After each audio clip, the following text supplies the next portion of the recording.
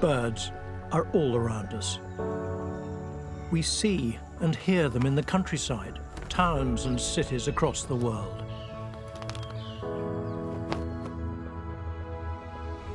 Maybe we take their beauty and song for granted. But we shouldn't. Bird numbers are declining fast, just as we're beginning to discover so much more about them. Learning about the way they live together, communicate, and adapt. This series meets bird experts from across the world and reveals their latest extraordinary discoveries about these fascinating creatures.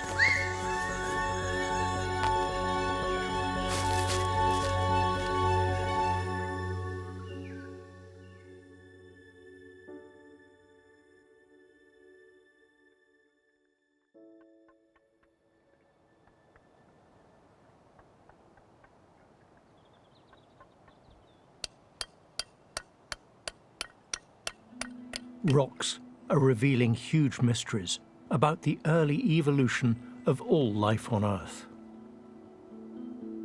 In 1861, a fossil of a bird-like dinosaur was described, having just been found in rocks in a quarry near Eichstätt in Germany.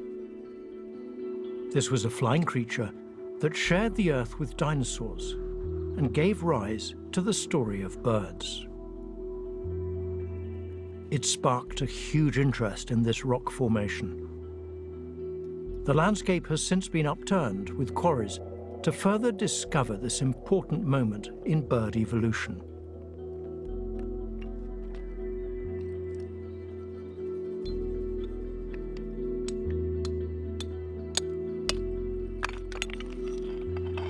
Wow, ein wunderschöner Ammonit. Ein Tintenfisch, ein Haus von einem Tintenfisch. Wirklich super. With each new fossil found, a better picture is emerging. Wenn man sich das so vorstellt, vor 150 Millionen Jahren, man muss sich in die Zeit zurückversetzen. Da war am Himmel der Teufel los, da waren kleine Flugsaurier, da waren große Flugsaurier. Wir reden von 3, 4, 5 Meter, 6 Meter Spannweite, was die Flugsaurier da gehabt haben. Und zwischendrin vielleicht ein kleiner Vogel, ein Urvogel. Die Vorfahren von unseren modernen Vögeln heute. Und da gibt es nur eine Handvoll, es gibt nicht viele. Roland Poschel has spent his lifetime excavating this quarry site. He chisels away at rocks from dawn to dusk, driven by his determination to find more and better fossils. Even as recently as 2021, he found a hugely significant fossil wing from one of these ancient creatures. Das sind die ersten spektakulären Funde von den Vögeln, was es überhaupt gibt. Mehr gibt es nicht.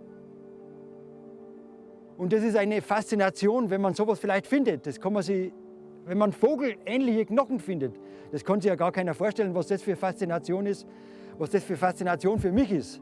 Wenn man sowas findet, da stellen sich die ganzen Haare hoch. Das ist ein Wahnsinn, ist das. These ancient bird-like dinosaurs are rather different to the birds we see today.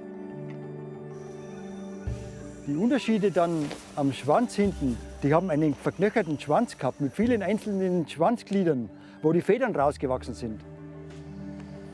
Die Urvögel konnten damals nicht richtig fliegen wie moderne Vögel. Man muss sich das vorstellen, die konnten wirklich wahnsinnig gut gleiten wahrscheinlich, aber nicht so flattern. Dann hatten sie Krallen, wo sie auf die Bäume raufklettern konnten. Und dann hatten sie natürlich in der Schnauzenspitze richtige Zähne wie ein Dinosaurier. Claws on their wings probably helped them climb up trees. They could jump off the branches and glide. But getting off the ground was probably still a challenge.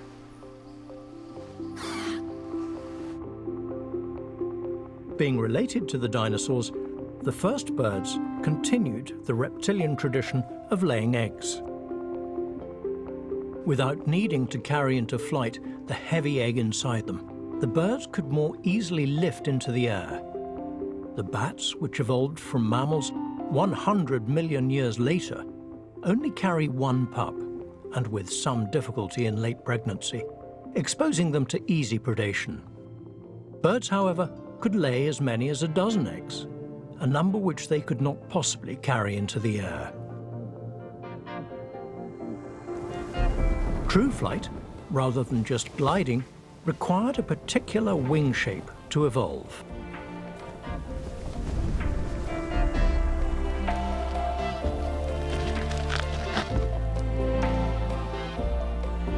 The wing had to be more aerodynamic and able to generate lift when air passed quickly over it.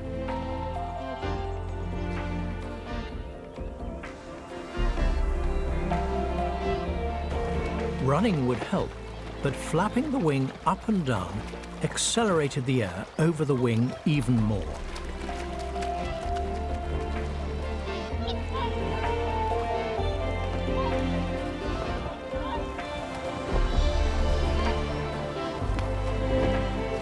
Just as this evolutionary ability to fly well was emerging, something dramatic happened.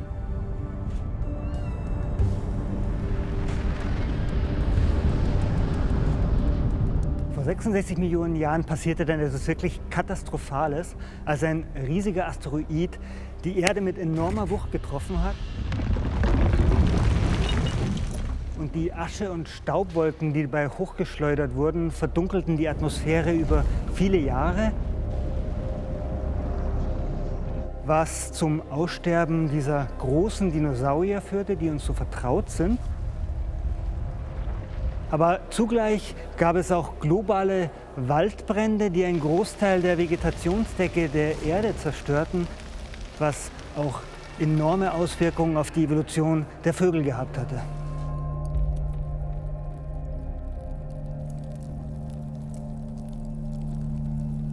The day the asteroid struck the Earth would not have been a good time to be around. We think that wildfires broke out all around the world due to heated ejecta raining back down on the Earth's surface. That initial firestorm was probably followed by an interval of darkness and protracted cold. Altogether, these features would have been devastating to the world's forests, as well as any groups of organisms like tree-dwelling birds that may have been dependent on those sorts of habitats.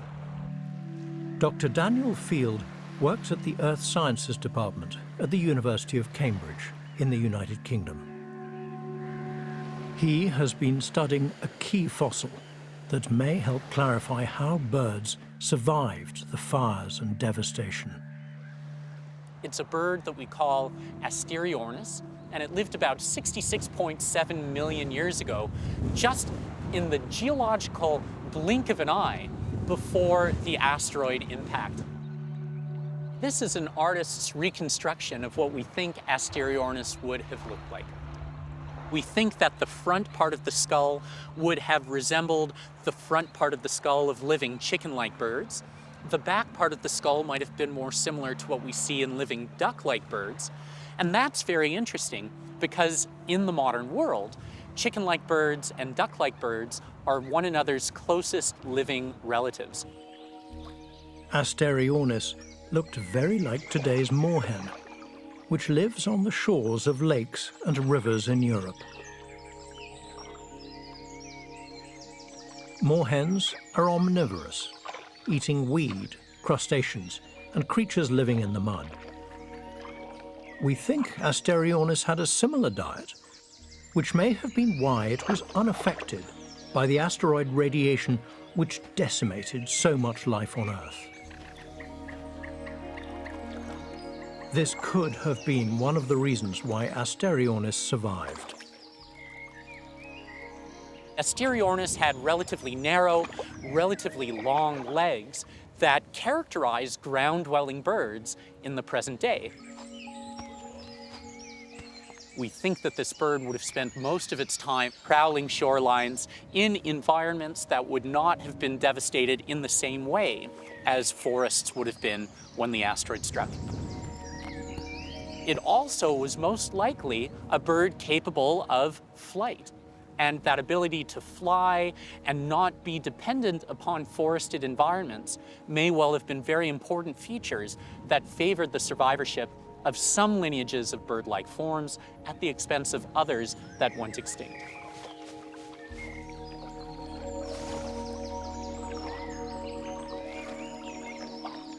Following the age of dinosaurs, we move into what you can think of as the modern world, the age of mammals, or as I like to call it, the age of birds. So over the next 10 million years or so, we see the very early diversification event that gave rise to the early ancestors of the major groups of modern birds. This diversification of birds is being studied by Dr. Gerald Meyer from the Senckenberg Research Institute and the Natural History Museum in Frankfurt. The museum contains an amazing number of mounted bird specimens from around the world, as well as collections of incredibly well-preserved fossils.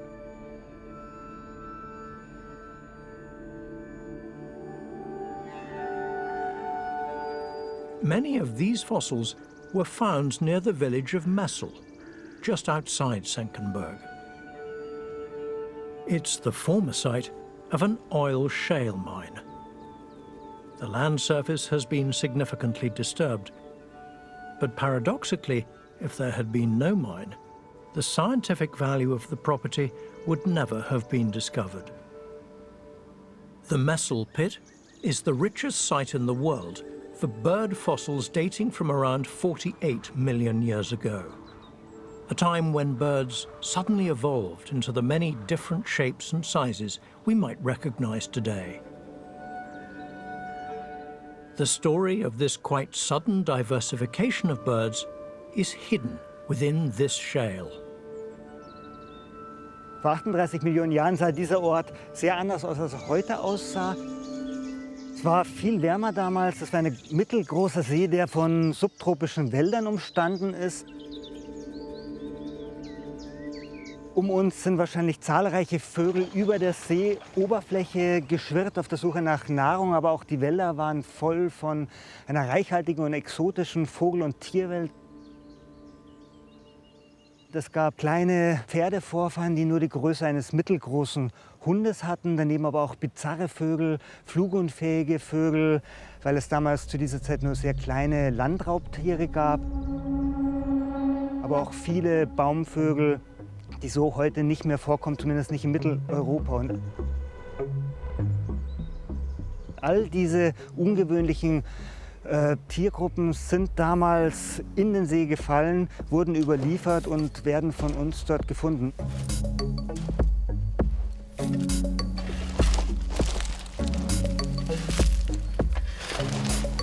Messel ist die bedeutendste Fundstelle für dieses Zeitalter weltweit und Vögel sind die häufigste Wirbeltiergruppe, die in Messel gefunden wird. The Messel Pit was declared a UNESCO World Heritage Site in 1995, one of the few sites to have ever been placed on the list exclusively due to fossils.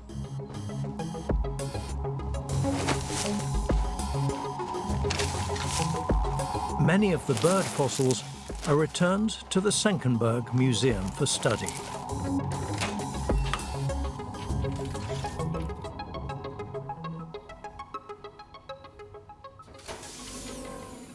So, wir haben in Messel eine unglaubliche Vielfalt an fossilen Vögeln, die bisher gefunden wurden.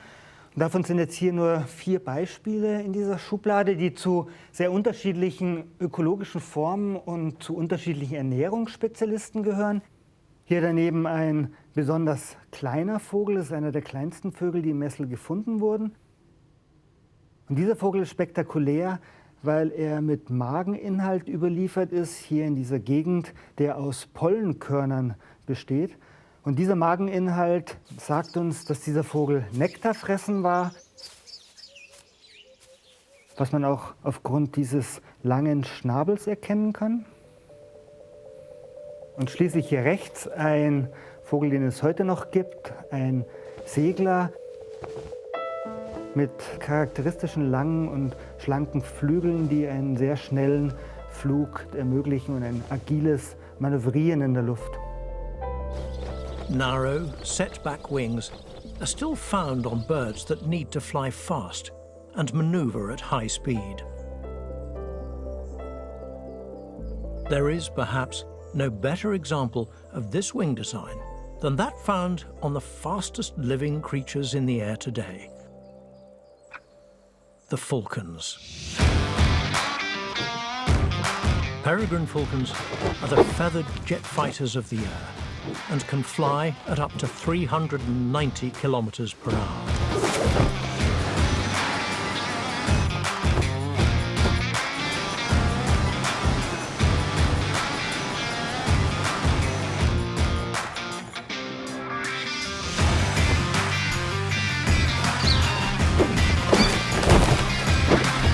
Just like a jet, the set-back, narrow, tilted wing of the falcon makes flight highly unstable, and thus they're able to tip left or right quickly at high speeds, helping it to catch other birds in the air.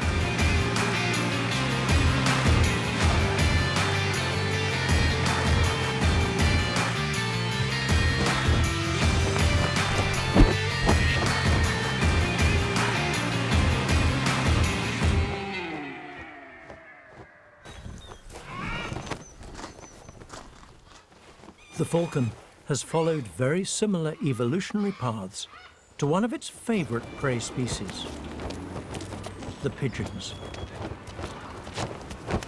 The arms race between peregrine and pigeon has pushed them both to fly faster and harder than ever before.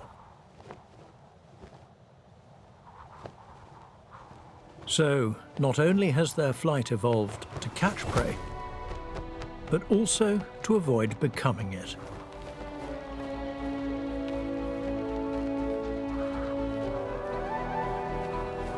But high-speed flight burns up a lot of energy.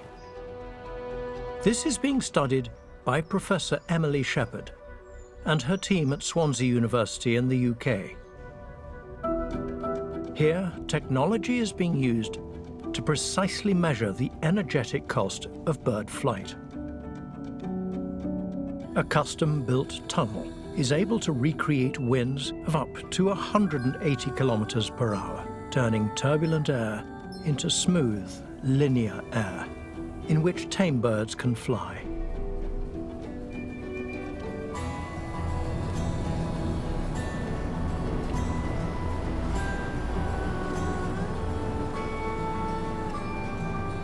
The upshot is that with all of this equipment, to produce that nice smooth airflow, we end up with 20 tons of wind tunnel to try and understand the flight of a bird that weighs about the same as a can of soup. Avian technician Kim Toogood has trained her pigeon Dougie to fly within the wind tunnel. She encourages Dougie to remain in the air whilst his flight is being recorded by a miniature data logger.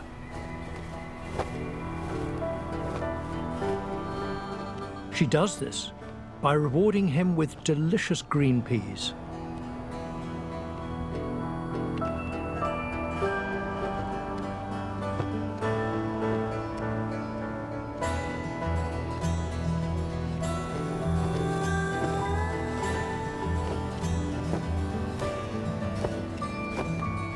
In the wild, pigeons can only fly for around 2.5 hours before their daily energy reserves are burnt up.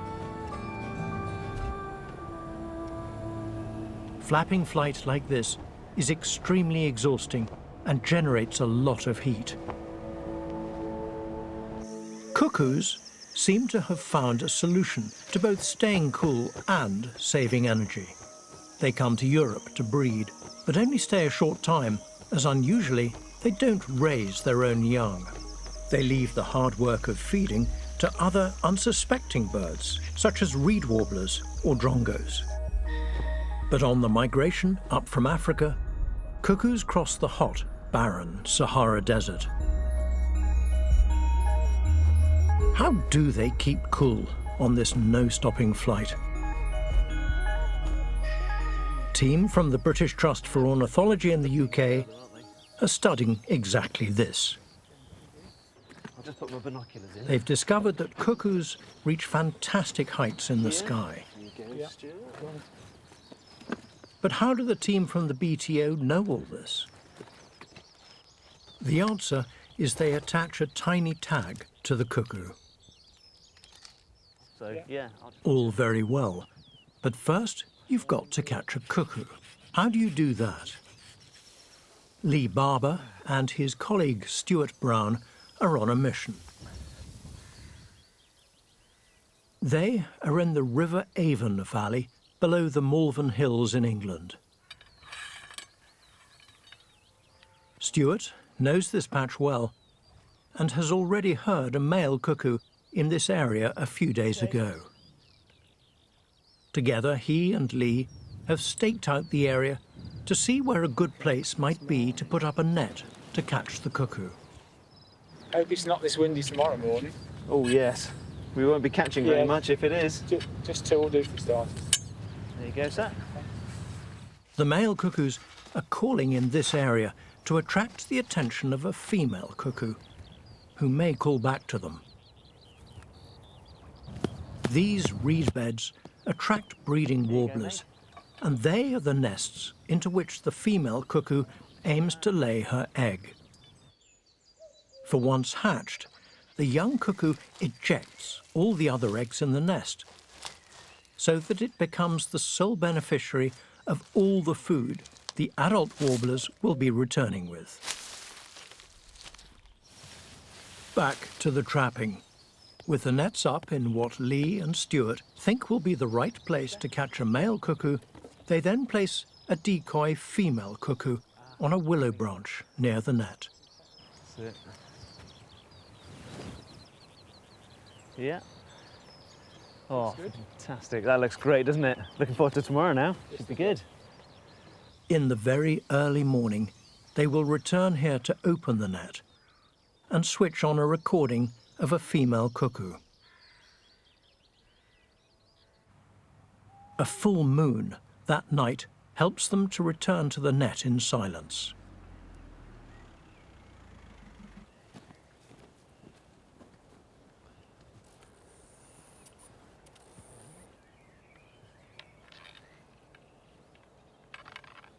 Tell you what, I'll just turn it slightly so it's a nice silhouette.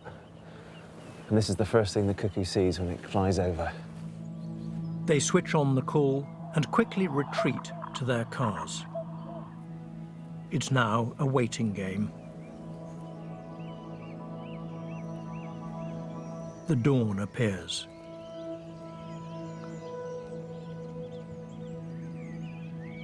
Still no visiting cuckoo. But Lee thinks one has just flown into the net.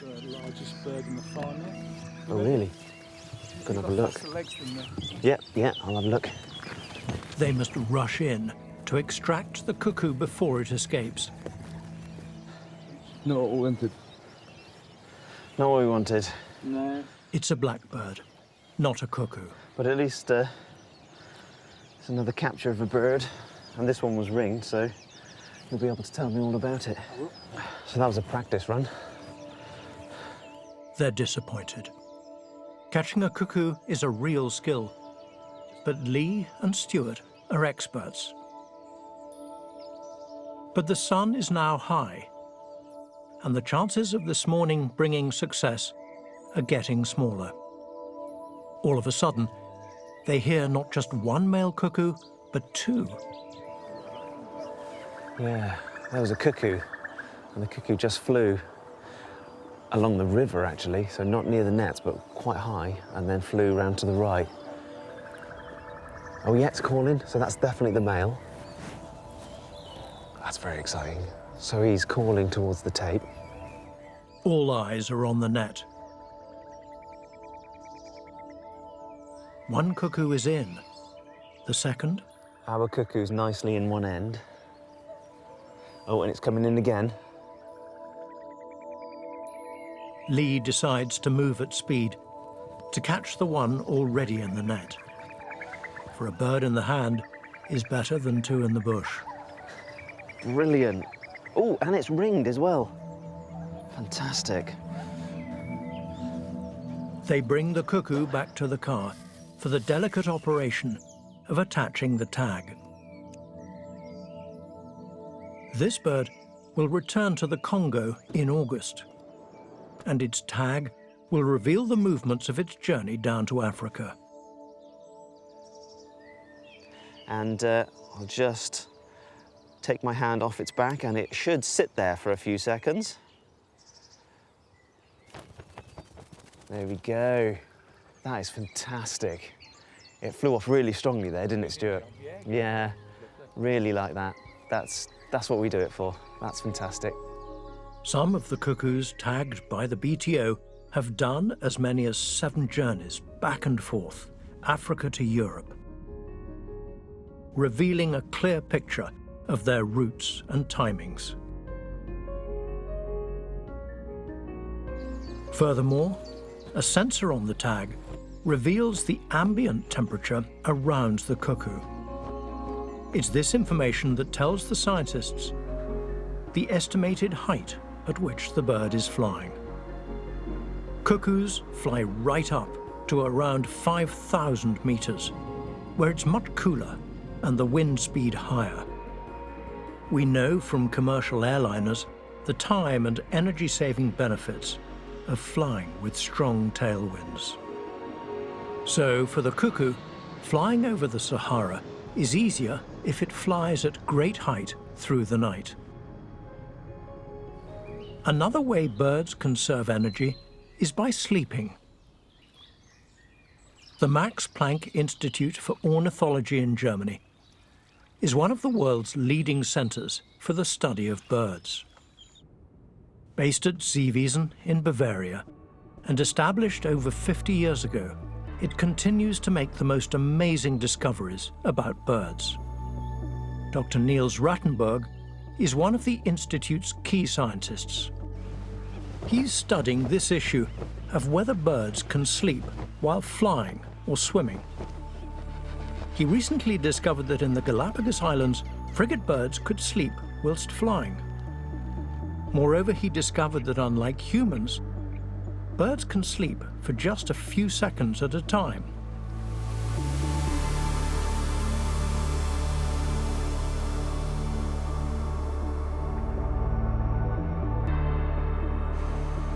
He knew that frigate birds slept while soaring and gliding in circles, but it remained a mystery to him as to whether sleep was possible while flapping. For how could some birds achieve continuous flight across the globe without sleep? The bar-tailed godwit undertakes one of the most remarkable migrations in the bird world. They usually travel over 11,500 kilometers in just 8 days, from Alaska to New Zealand, flapping most of the way. For centuries, people have wondered if birds can sleep while flying. To address this question, you might think, well, let's just record what the godwits are doing during these long flights. The problem is that they're still a bit too small for our devices to be carried upon them during these long migrations. So we took another approach to examining whether sleep is possible during active locomotion, such as flapping flight, or in the case of the geese, in swimming. In the wild, Niels Rattenberg and his team have often seen geese actively paddling, with their eyes closed for a few seconds at a time. Niels and his team in Seewiesen wanted to know if they're sleeping in those moments. To do this, we built a large, long aviary that floats on the lake, and we trained geese to follow us back and forth down the length of the aviary, with the hope that they would start to exhibit the sleep behavior that we had seen in the wild. The geese have been imprinted on Dr. Andreas Sariti and his assistant, Matt Zaharchuk, and so they will happily follow them for long periods of time.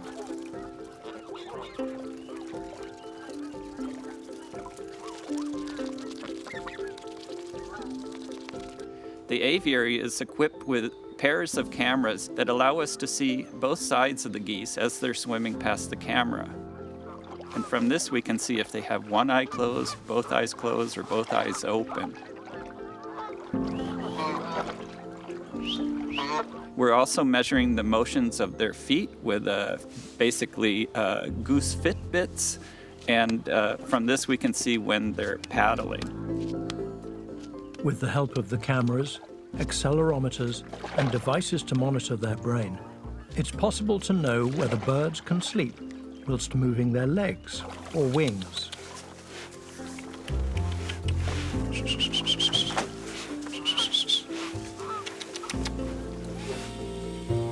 All the evidence is in the camera cards.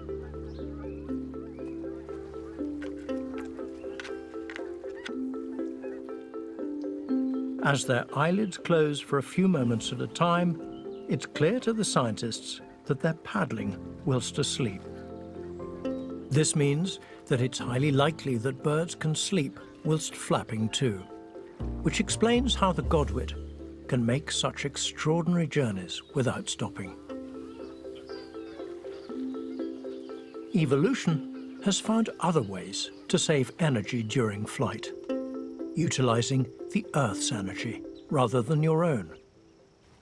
This is an Andean condor. We can see that the takeoff by the condor requires an energetic, powered flapping. But what about after that? Condors are the subject of a fascinating study on soaring flight. They fly vast distances around the Andes Mountains of South America, easily covering 300 kilometers a day. Condors are the world's heaviest soaring bird and can weigh up to 15 kilograms. Like all birds, they must have strong but durable feathers to carry them.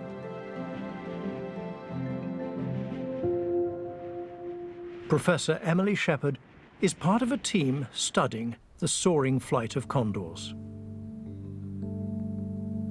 So here we've got a primary feather, which is one of the flight feathers.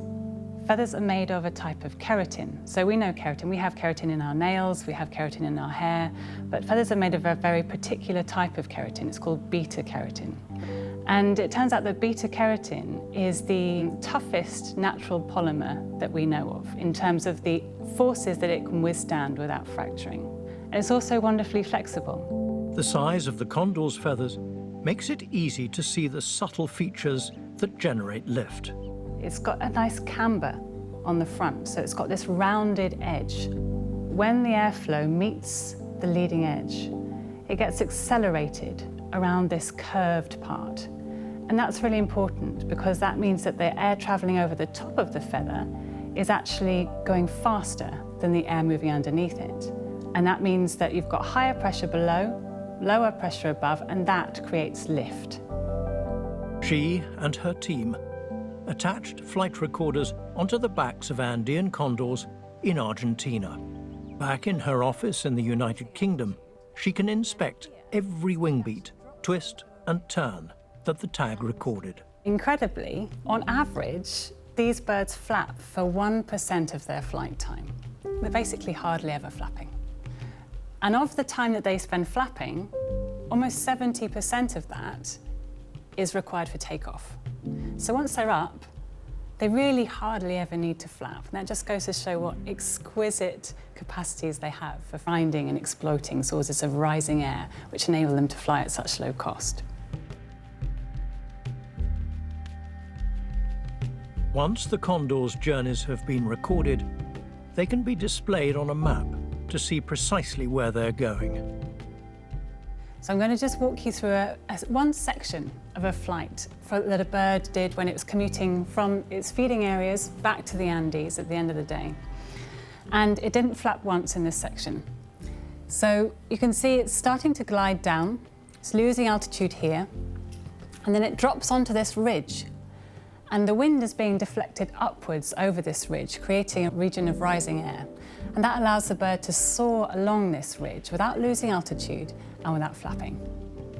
Then it gets to the end, and you see quite quickly it starts to turn in a thermal updraft. I've just coloured it according to the climb rate, and these warm colours tell us that it's actually climbing very rapidly. And the highest climb rates that we see in these sections are around 6 metres a second. And it might not sound like much, but when you consider that the average single-storey building is between 3 to 4.5 metres high, these birds can go basically 2 stories in a single second.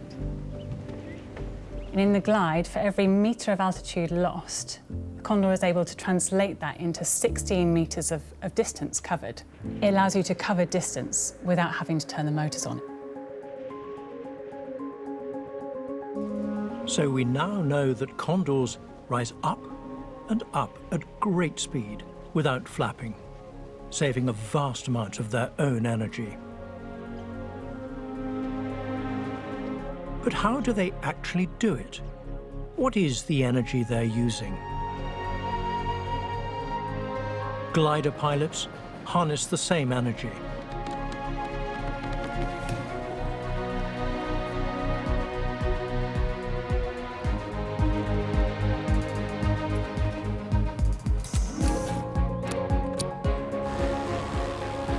But like the condor flapping, the pilot still needs an engine to get airborne.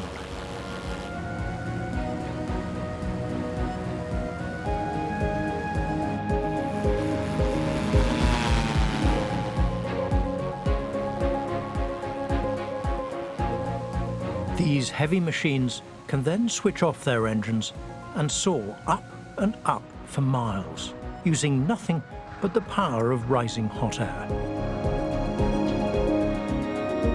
They can travel for over 3,000 kilometers in mountainous areas. Pilot Chris Gill is in the Snowdonia Mountains in Wales. He's seeking the exposed areas of rock on the mountain below him. For rock will heat up faster than the surrounding land, and this heated air will break away, rising upwards. This is the energy on which both bird and plane can rise. All these clouds around us, so particularly on the left side of us now, we've got these puffy clouds called cumulus. Those clouds only form when there's rising air that condenses into the cloud. So I know that underneath that cloud there will be some rising air. And we're also looking for birds as well. We have a lot of birds of prey in the area, and if we see any of those guys soaring and not flapping and going around in circles, then they are fantastic for marking where the thermals are. So we as glider pilots will absolutely go and join these birds because they're the experts. I can see now that some of the slopes have got direct sunlight on it, and that's really good. So that sun is really heating up that ground, and that will really encourage thermals to start popping. If we're searching for these thermals, a lot of the times we can bump into them almost without even realising. And you'll feel it before the instruments tell you that you're in lift. So you'll feel this acceleration from underneath. Almost imagine that you're getting into an elevator and you're going up. You feel that bit of acceleration as you start to go upwards. And we can feel a little bit of turbulence. Here we go. So we're just about to fly now right over the peak of Snowdon.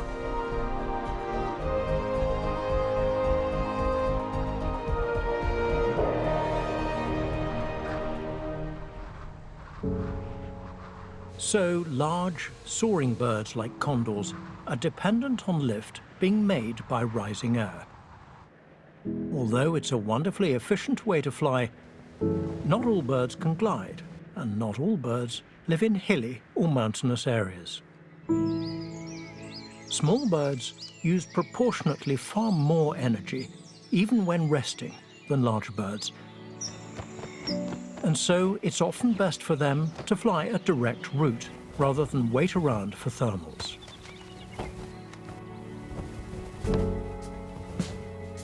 Large birds can use formation flight.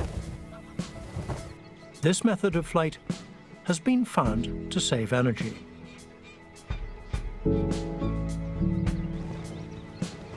These are greylag geese.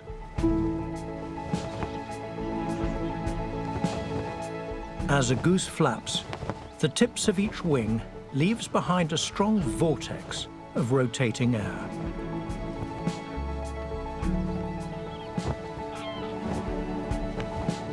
And so, by following each other, they can ride on the vortices of air left by the geese in front. Followers can save over 20% of their own energy.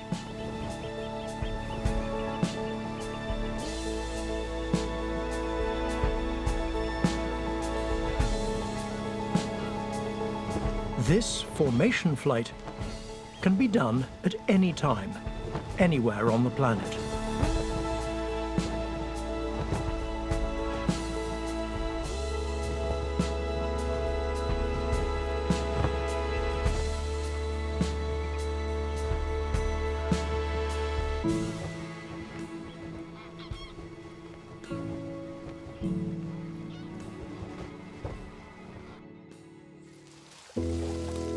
From their earliest origins 150 million years ago to the huge variety of types of birds we see today, we're discovering the birds make a fascinating story. As seasons and temperatures change, being able to fly has enabled birds to cover vast distances, often at speed. As they find themselves on a rapidly changing planet, and even perhaps another mass extinction event, maybe some birds will survive. As we learn more about them, we're realizing that we should not take them for granted. Far from it. We should treasure them.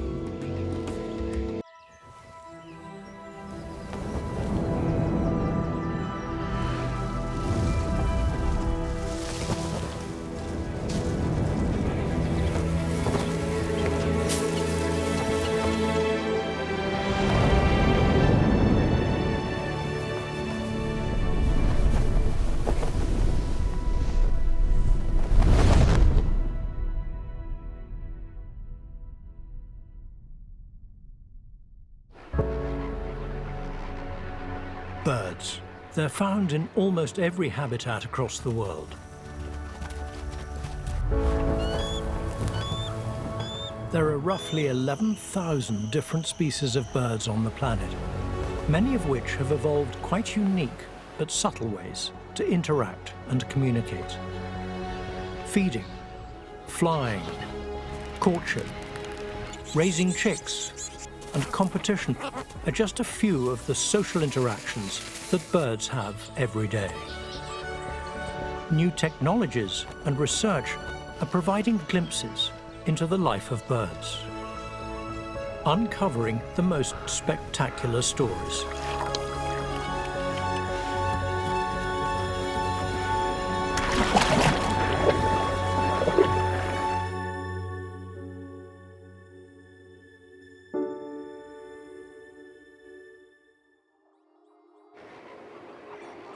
Around the globe, birds can be seen flocking together in vast numbers. Living close together like this has many benefits. With hundreds, if not thousands of eyes constantly on the lookout, the flock acts as an exceptional tool to warn others of danger. When there is a predator on the way, then individuals have a better chance of survival.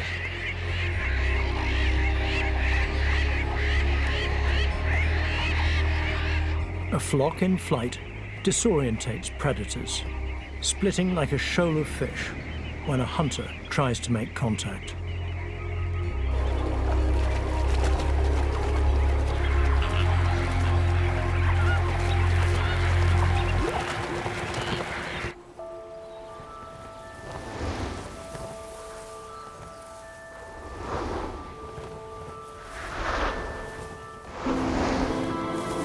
These are starlings, famous for their mesmerizing murmurations.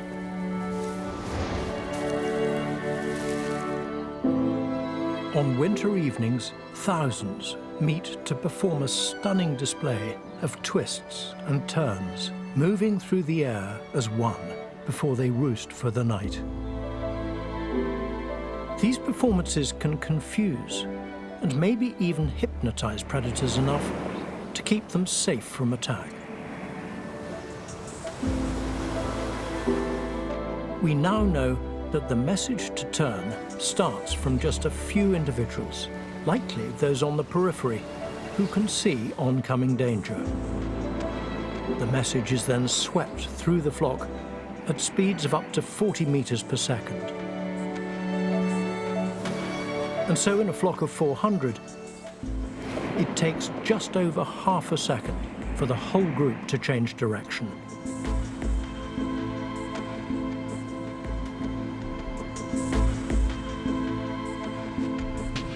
But in these split-second direction changes, how do birds manage to avoid collision with one another?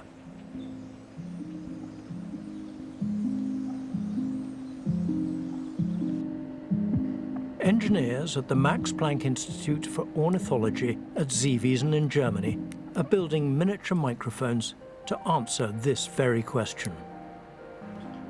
This would never have been possible until very recently.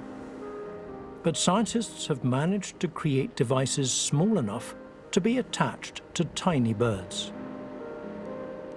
These microphones are designed to be extremely light, weighing less than a gram. They're then fitted as backpacks, so the individual calls of each bird can be precisely recorded. Dr. Suzanne Hoffmann is studying bird communication here in Seewiesen. To understand more about the mysteries of communication in flight, she has trained captive zebra finches to fly in a wind tunnel.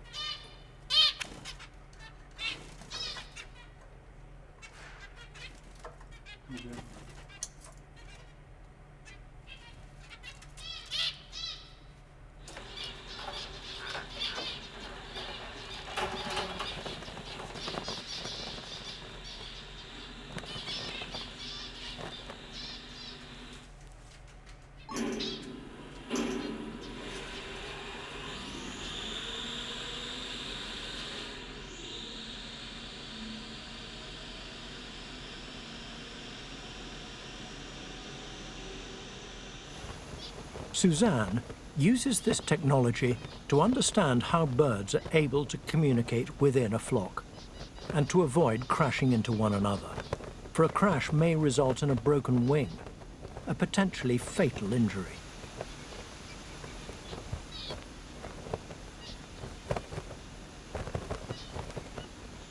She waves a stick underneath the zebra finches to encourage them to remain in the air, allowing her to record their continuous flight. Jeder einzelne Vogel, der jetzt hier im Schwarm geflogen ist, hat ein kleines Miniaturmikrofon auf dem Rücken getragen, das mir erlaubt hat, die individuellen Vokalisationen der Tiere aufzunehmen. Und hier kann ich jetzt sehen, an den einzelnen Tonspuren, wann welcher Vogel einen Laut ausgesendet hat und kann das dann mit den Bewegungen der Vögel im Schwarm in Zusammenhang bringen.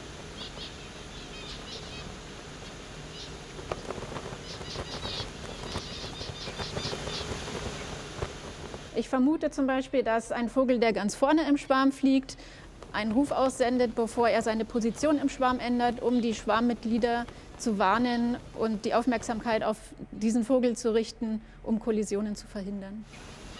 We now know that birds can discuss their every move to avoid accidental impacts. But this ability to communicate with the flock is even more essential when there's an immediate threat. Once danger has been spotted, teamwork becomes the key to survival. Alarmed birds call to one another, summoning others to join an attack. This behavior might seem quite straightforward, but scientists at the University of Exeter in the UK are understanding that in some birds, it's much more complex. Here in Cornwall, in the southwest of England, jackdaws exhibit a fascinating response to danger. Dr. Gil McIver uses a model predator to understand the flocking behaviour of these birds.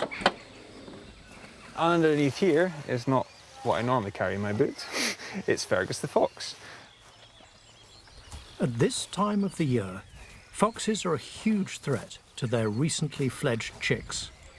And so the jackdaws are sure to be very wary as one appears near the nest.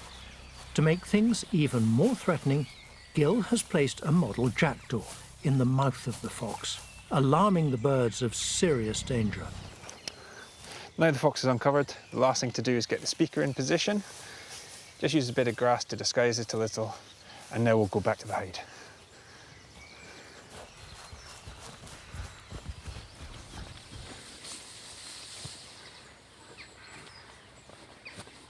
Okay, so we're ready to start the playback now.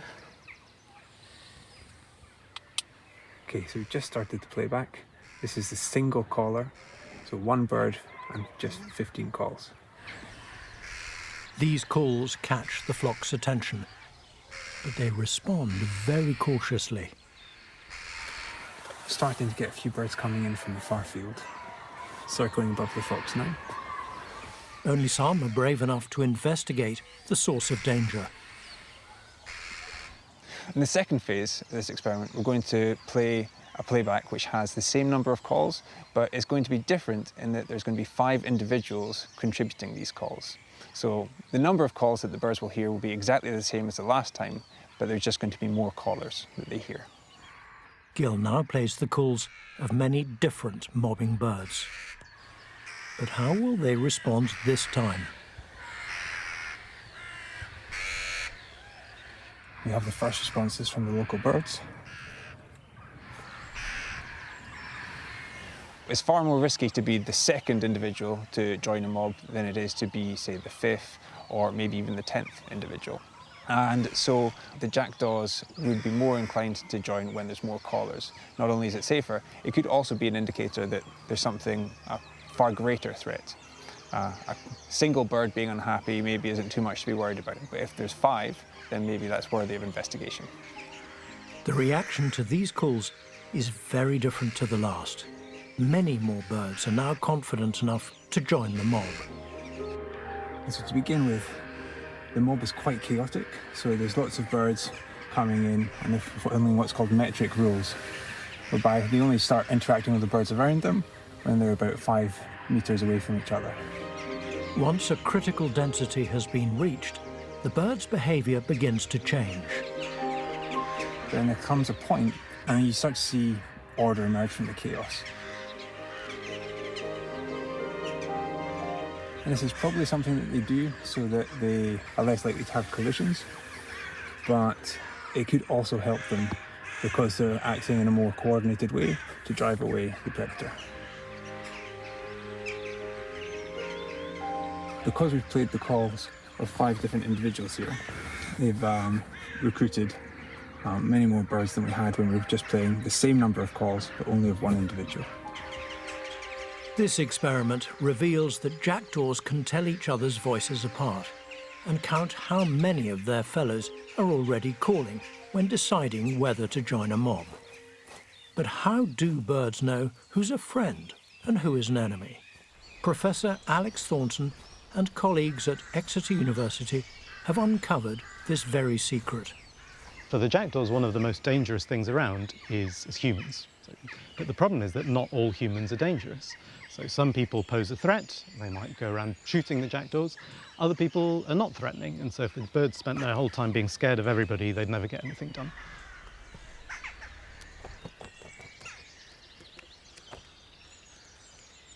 We've found that they can learn about who's dangerous and who's not through personal experience, but that's quite risky. So we were interested to know if they could also learn from the reactions of others. To understand if the jackdaws can do this, they must first be introduced to a totally new face. Looking good. Excellent. The jackdaws know both Alex and Gil very well, and so the mask acts as a vital disguise, allowing them to approach the jackdaws as someone they haven't already registered as a friend or a threat. So you've got the same person in different situations, and that person would go and sit next to a nest box, and we would either play the scolding calls, the alarm calls of another individual. So that's basically saying, watch out, this person's dangerous. Or we would play contact calls, which indicates that everything's okay. And then after this training phase, if you like, the person then goes back without any calls playing, and we see how the birds in the nearby nest box respond. The recordings will mimic real bird calls, and so Alex and Gil can understand if jackdaws learn who to trust, purely by word of mouth from other birds. At the first location, he plays the contact call, telling the birds that he's a friend and not a threat.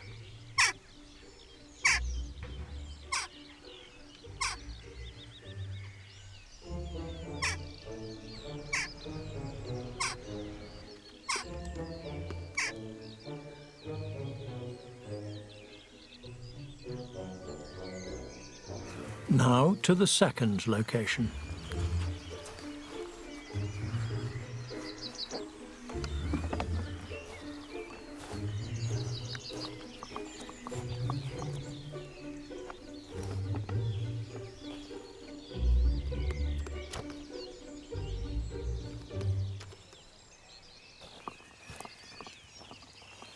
Here, he plays the alarm call, this time signaling to the birds that he means danger.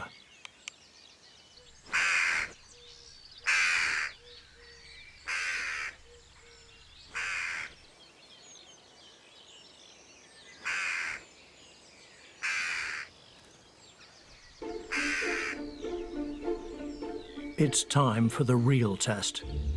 When Gil returns to each jackdaw site, will they remember him? And more importantly, how will they react? First, he returns to location 1, where he originally played the contact call.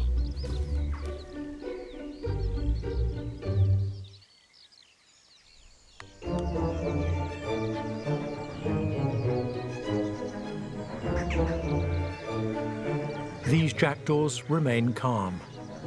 Here, Gil is not perceived to be a threat.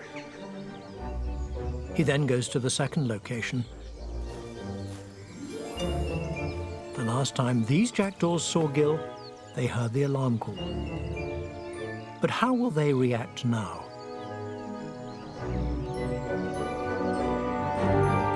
Just by looking at him, these jackdaws immediately panic, recognizing him as a threat. This information can be transmitted very quickly, so it can spread very rapidly to individuals who've never encountered this human before, and it can persist for years in some cases. So there's cases of experiments that have been done in Washington State in the US, where years after the experiment, if experimenters go out wearing the original mask, the birds will still go and mob them. And so, for jackdaws, first impressions always count. For all birds, escaping and avoiding predators is an essential part of life. But during the breeding season, the stakes are even greater. At this time of year, mobbing drastically increases. Birds must balance their own survival with that of their chicks, for without them, the chance to pass their genes on to the next generation is lost. Mobbing also gives males the chance to show off their physical fitness in an effort to impress potential mates. For it's up to the female to decide who she breeds with. Some birds choose to do this with their feathers. Peacocks have evolved to charm and persuade. As for them, it's a matter of life or death. They either reproduce or they don't. But until recently, it was unclear what the hens are actually selecting for, whether it be long tails or the quantity of shimmering eye spots.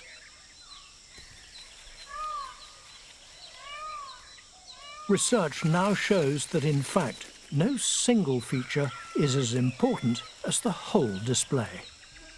Each component of the dance works in unison, so to be as marvelous and charming as possible. Moreover, during these performances, the males rattle their tail feathers, generating an ultra-low frequency noise, informing others of their location. This sound is inaudible to humans and serves to entice females over and deter other males, whilst going unnoticed by potential predators. A dance like this by the males requires powerful muscles and a lot of energy. So a successful performance signals to the females just how fit they are, whilst also intimidating other male competitors.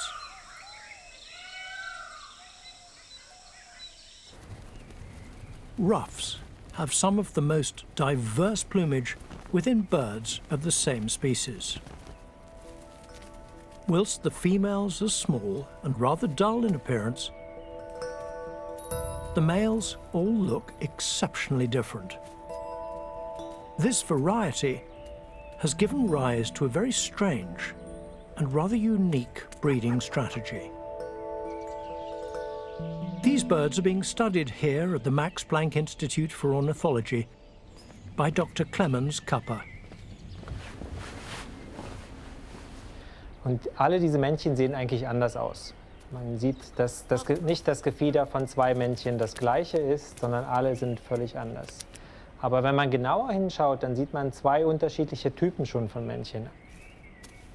Each ruff possesses one of three variants of what's known as a supergene.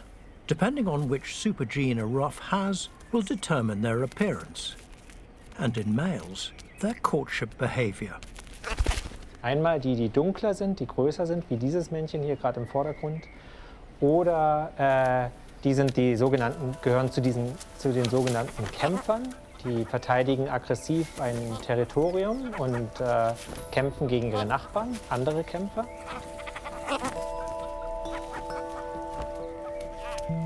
Und der zweite Typ sind diese helleren, mit dem helleren Gefieder, mit den helleren Halskrausen. Die heißen Satelliten und die kämpfen nicht und haben kein eigenes Territorium. Aber was sie tun ist, sie schließen sich mit einem Kämpfer zusammen und balzen dann auf dem Territorium von dem Kämpfer mit ihm zusammen. Und das wirkt sehr attraktiv auf die Weibchen und die Weibchen bevorzugen diese Allianz von zwei Männchen dann damit. Das heißt, der Kämpfer und der Satellit, diese Koalition ist besonders beliebt bei den Weibchen und hat besonders viel Erfolg bei der Fortpflanzung. Fighters will strut around with their satellite or wingman in tow, showing off their grand plumage in the hopes of attracting multiple females to breed with, fighting any other males who attempt to make a move in their territory. But sometimes they aren't aware of the competition. Kam es irgendwann in der Evolutionsgeschichte dieser Art zu einem Unfall, zu einem genetischen Unfall. Das heißt eine chromosomale Inversion. Was passiert ist, ein Stück von einem Chromosom ist abgebrochen und hat sich andersrum eingesetzt. Und das hat einen neuen Typ von Männchen geschaffen, die nicht mehr diese typischen Männchenmerkmale haben, sondern eigentlich aussehen wie die Weibchen. This third variant of the supergene is rare and produces what's known as faders. These males are hidden behind the ultimate disguise. For not only do they look exactly like females, they also behave like them. The two other male variants, the fighters and the satellites, find faders just as attractive as the females, for they can't tell the difference, and so they often try to mate with them too. However, this disguise comes in very handy for the fader, as they're able to use their rarity to their advantage. The faders can sneak past the male fighters and their wingmen completely unnoticed. And whilst the fighters are busy mating or deterring others, the faders get to work finding a female they can mate with themselves. Despite not looking like the attractive ornamental males, it's possible that some females really like the faders and will actively try to mate with them. So können alle diese 3 Strategien gemeinsam überleben. Und wir versuchen zu verstehen, wie es möglich ist, dass diese 3 eigentlich nicht aussterben, ja? Dass nicht eine übernimmt. Und es scheint eine delikate Balance zu sein, dass es, wenn eine von diesen Strategien häufiger wird, dass die andere Strategie dann mehr Vorteile hat. Ja? Das heißt, sie können davon nicht aussterben. But not all birds have such complex breeding strategies or such variation in plumage. So how do these birds choose who to breed with when all their potential options look the same? Zebra finches are found across Australia. The males can be identified by the black band across their chest. In the wild, they live in social flocks of 100 or more birds, making the ever so important decision of mate selection seemingly rather tricky, especially when all the potential options look almost identical. But Dr. Wolfgang Forstmeier from the Max Planck Institute for Ornithology is realizing that there is extraordinary variation in their personality and behavior. And this plays an important role in mate choice. Looks aren't everything if you want a mate for life. And so, for a female zebrafinch, personality is key. For them, it's all about the behavioral compatibility between them and their partner. Wenn sie mehr Interesse hat, kann sie sehr subtile Flirtsignale aussenden. Das ist zum Beispiel das Schnabelwetzen an der Sitzstange. Das kommt aus dem Nahrungssuchkontext eigentlich. Bei der Nahrungssuche, wenn sie die Samen schälen, bleiben oft so Hülsenreste am Schnabel kleben und dann wetzen sie den Schnabel an der Sitzstange, um diese Hülsenreste loszuwerden. Und dieses Verhalten bei der Interaktion zwischen Männchen und Weibchen ist so eine Art ganz dezentes Flirtsignal. Das Männchen kann so den Schnabel wetzen, einfach mal zu schauen, ob das Weibchen das nachmacht, dieses Verhalten. Und so kann er sozusagen ihr Interesse austesten, ohne Angst zu haben und gleich einen Korb zu bekommen. Wenn das Weibchen interessiert ist, dann beginnt meistens so ein Balzritual, dass sie im Kreis hüpft. Also sie hüpft immer weg vom Männchen, um auszutesten, ob er interessiert genug ist, ihr zu folgen. Und am Ende dieses Balztanzes kann sie dann entweder das Männchen zur Kopulation auffordern oder nicht. These interactions vary between individuals. Some males are particularly aggressive, while others adopt a more peaceful strategy. It's then up to the female to decide which she prefers. Although looks aren't important, there is one thing besides personality that may help zebrafinches in their quest for a mate: their voice. Und jetzt kommen 10 verschiedene Weibchen mit ihren unterschiedlichen Stimmcharakteristika.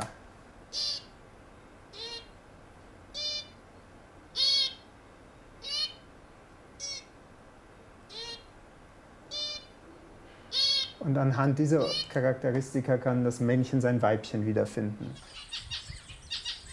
The males also have unique calls, and they learn these from a young age by imitating others.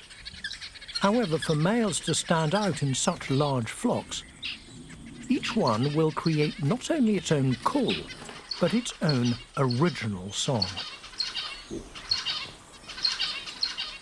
These are sung in an attempt to attract a partner, but once a pair has been formed, the song plays an entirely new role.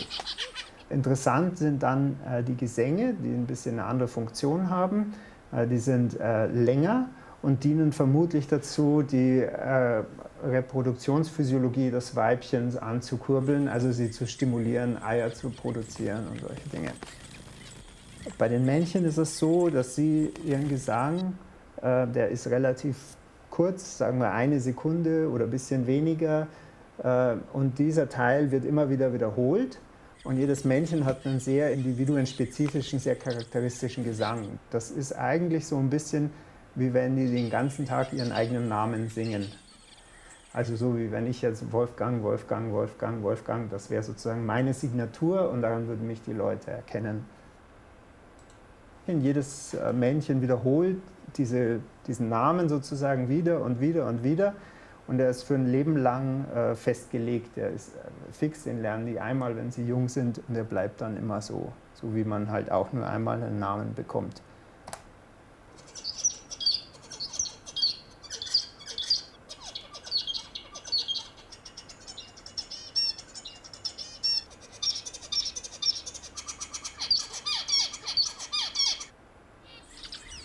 Using their unique song, male zebra finches can maintain a strong bond with their partners and stimulate them to produce eggs. However, this is not the only way in which birds make and maintain bonds.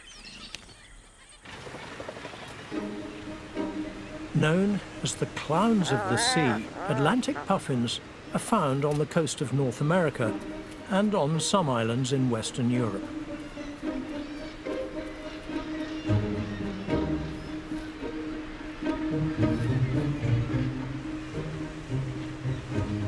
Their vivid beaks play a key role in courtship. In fact, this colourful extension of the bill only grows during this very important period, and then it is shed at the end of the breeding season. Atlantic puffins spend 2/3 of the year out at sea, and so when they finally make their way back to land to breed and raise chicks, there's a lot to celebrate as they reunite with their long-term partners or meet new ones. To ignite the flame in their relationship, both the male and female engage in a ritual known as billing. One so exciting, it can sometimes attract spectators.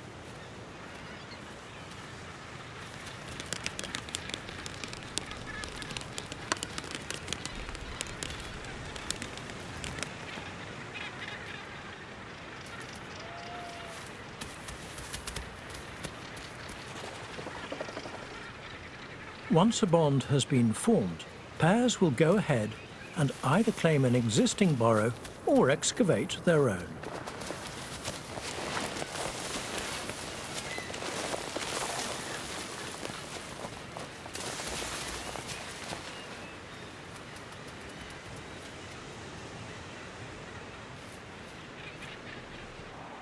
Together, the pair will raise a single puffling. The female will spend most of her time ensuring their chick has enough to eat, whereas the male takes pride in defending the nest and maintaining it, finding and gathering the best quality nesting materials. Unlike many bird colonies, which are very obvious to the human eye, puffins are rather discreet. This burrow makes up just a very small section of the vast underground network of burrows within the colony. Nesting in large groups offers them safety in numbers from predators, and the bigger the group, the greater the chances of survival. Seabirds also benefit from social information sharing within the colony. So they all fly out for foraging, and then if one of them has spotted this big shoal of fish that they can use, then the others are also going in that direction, and then they can forage together. And if you attack this fish shoal from different angles at the same time, you're also likely to be successful. Dr. Sandra Buis is a seabird expert, working with common terns at the Institute for Avian Research at Wilhelmshaven in Germany. Over 1,000 common terns here have been fitted with transponders, identifying them individually for their entire lifespan, which can be over 20 years. The boxes dotted around the colony recognize the transponders and tell Sandra the identity of every tagged bird. From this, she knows each one's parents, offspring, and grandparents for up to 7 generations by name, and can precisely study their lifelong behavior. this big brother insight that you get into the lives of these birds, really from start to finish. It's very special. You start to individually recognize some of these birds. You can see them popping up in the colony every single year, and then to see how they change their behavior, what they manage to do, how that differs between the years. That's just, it's really up close and personal. Sandra and her team discovered that as common terns grow old, they're able to raise more fledglings. But these chicks are less likely to return as breeders themselves, and if they do breed, have poorer reproductive success. Although younger couples produce healthier chicks, they're often lousy parents. Young parents, first-time breeders, they sometimes bring the wrong type of prey. So if you are a common tern and you bring a big herring, that's really nice for courtship feeding because it gets your partner into breeding condition very fast.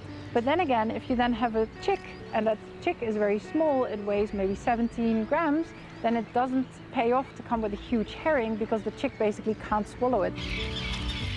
Over time, the terns learn what size prey they need to bring their chicks and get to know where to find fish of different sizes as their chicks grow. Older birds also learn to migrate more efficiently, arriving at the colony earlier, which gives them extra time to produce offspring. And so, gaining years of experience together as parents is something that rarely pays off for them. Much like humans, young common terns tend to try a few different partners before they find the one. But once they've decided on a mate, they exhibit a very intricate set of behaviors to solidify their bond. The first critical move is aerial courtship. The pair fly in large circles, calling to each other in the air. And usually the female starts behaving a bit like a chick, so she puffs up her feathers a little bit and she starts begging. And the males then go off and they find a fish, and then they come back with these fish and present them to the females. They usually don't hand them straight away. They first sit there, like really showing off this big, important fish that they bring the female, and then give it to the female as a courtship feeding. Living long lives with a dedicated partner means that common terns can even afford to abandon their chicks when there isn't enough food, as they can always wait for next year. But not all birds have this luxury, particularly those such as blue tits. Blue tits are definitely very different. I mean, they're short-lived, so the chance of your partner showing up, even if you manage to show up in the next year, is already quite small. So then making a long-term commitment, I guess, doesn't really pay off. Blue tits only live around 3 years and may just get one shot at producing offspring. So they do everything in their power to produce as many healthy chicks as possible.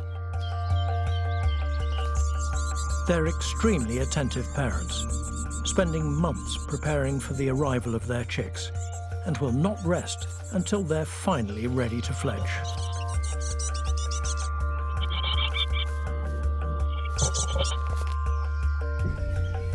Dr. Peter Santema works at the Max Planck Institute for Ornithology and uses the same transponder technology as Sandra, this time to monitor blue tits in the oak-rich forests of Bavaria.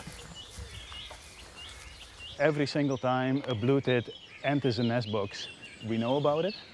So it's kind of like a big brother system for blue tits. Here, there are around 100 breeding pairs that can be tracked 24 hours a day, throughout the year. However, Peter and his team have noticed incredibly different behaviors in the blue tits compared to the terns. He and his team have discovered that in the key week when all blue tits begin egg laying, the strangest things are happening. Although they dedicate a lot of time to flirting with their partner, engaging in a romantic dance to solidify their relationship, both the males and females are secretly up to mischief.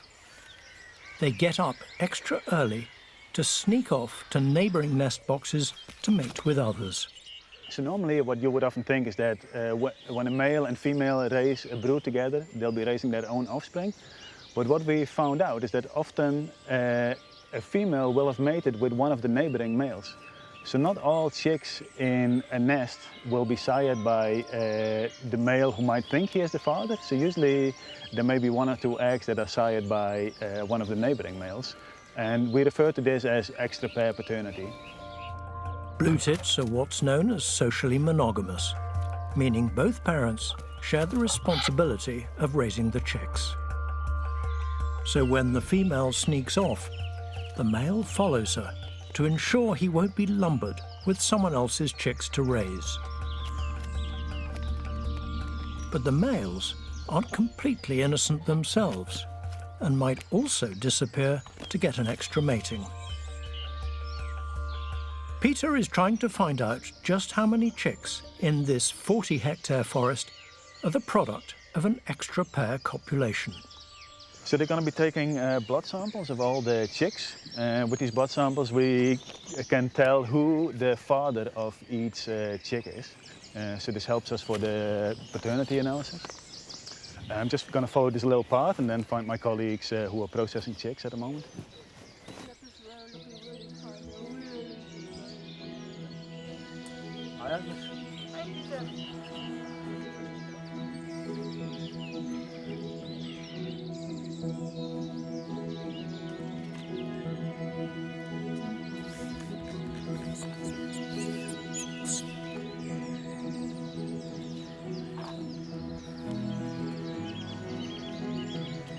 I just put them in there to keep them safe and warm.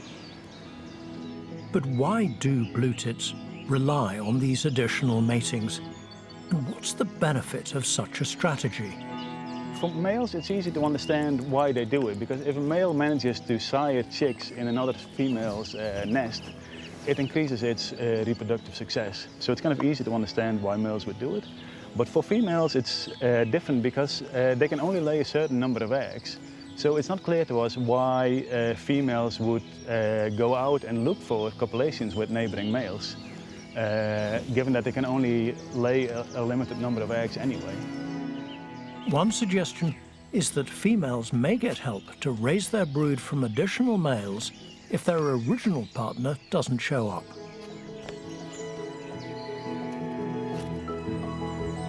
The technology that has allowed Peter to uncover these secrets has also revealed that promiscuity in the bird world is much more common than we once thought. This is really not specific to blue tits. There's a few exceptions where there's no extra pair paternity whatsoever, but in most species it's actually quite common. And there are even species where more than half of all the offspring are sired by a male other than the male who's caring for the offspring. So the blue tits are not unusual in that respect.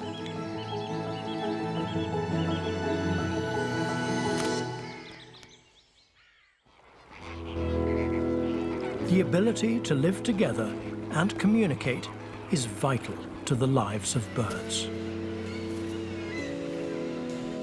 From safety against attacking predators, avoiding injury within rapidly moving flocks, forming long-lasting relationships with dedicated partners, and short ones with new flings. But as we discover more about the ways in which they interact and the importance of sound communication amongst birds, we can well imagine that noise pollution created by humans is a serious problem for them. Bird numbers around the world are declining, but with the help of new technology and science to better understand them and save them, there is hope that we can protect these incredible creatures before it's too late.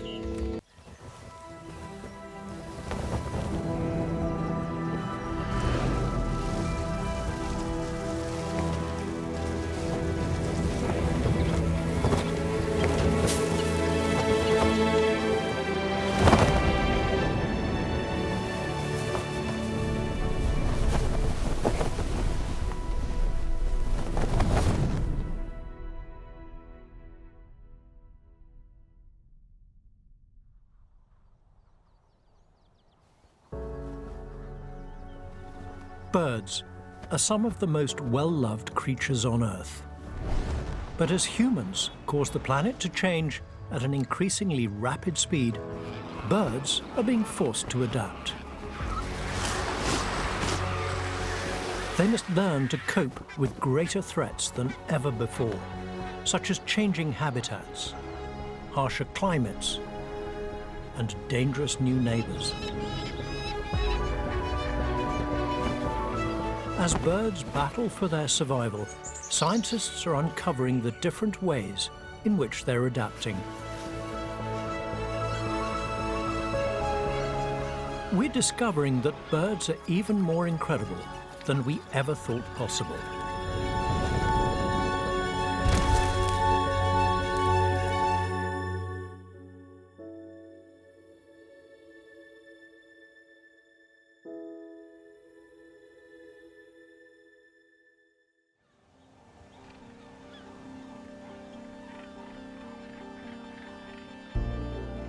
This is Helgoland, a small archipelago off the North German coast. It's gained a reputation for being one of the most spectacular places to witness bird migration, as so many birds use it as a stopover site to refuel on their journeys. It's also home to one of the oldest ornithological observatories in the world. Dr. Jochen Dierske works at the Institute for Avian Research in Wilhelmshaven. He's part of a team studying the bird populations here.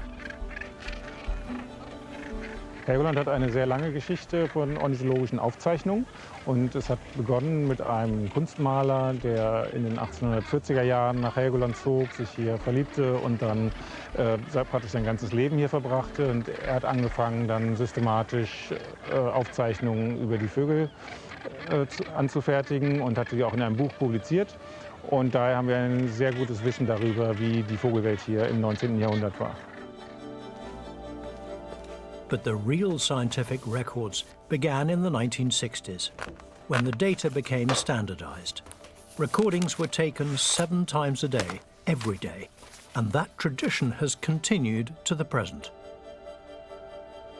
Wir haben die längste Datenreihe weltweit mit standardisierten Fangen und können daraus auch Rückschlüsse ziehen, wie sich Populationen entwickelt haben und vor allem auch, wie sich Zugzeiten entwickelt haben im Zuge des Klimawandels.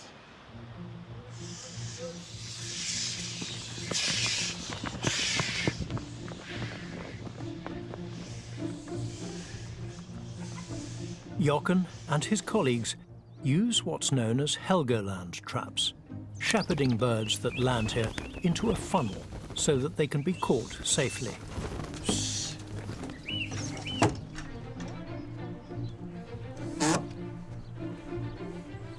Once they have been collected, information about them is recorded, such as body weight and wing length. 116. Blowing on the feathers reveals the bird's fat and muscle composition, a good indicator of general health. They know exactly which species have been caught and how many there are. This information can then be compared to historical records to understand changes over time. 66,9. They've noticed that long-distance migrants are in trouble and are facing steep declines. The exact reason for this is unknown, but it's thought to be because of global habitat destruction and loss of insects, an important prey source for many birds. But the loss of migrants isn't their only finding. Jochen and his team have also discovered that blackcaps are migrating more than 3 weeks earlier than they did 60 years ago. These small warblers typically migrate south to the southern Mediterranean and Africa during winter to reach a warmer climate with more resources. Dr. Joseph Wynne is studying bird navigation here on Helgoland. Recent tracking data shows not only do blackcaps migrate earlier, but the direction of their migration has also changed. The reasons birds migrate is because they want to get to a place with a more clement climate. But recently, and by recently I mean within half a century of now really, birds have started to migrate north, specifically to the United Kingdom. Previously, those who migrated north would perish in the cooler conditions, but now many who choose this route are surviving. It's been questioned whether this is in response to the fact that it's just not as cold in the north as it used to be, and also that in Britain people really like feeding the birds.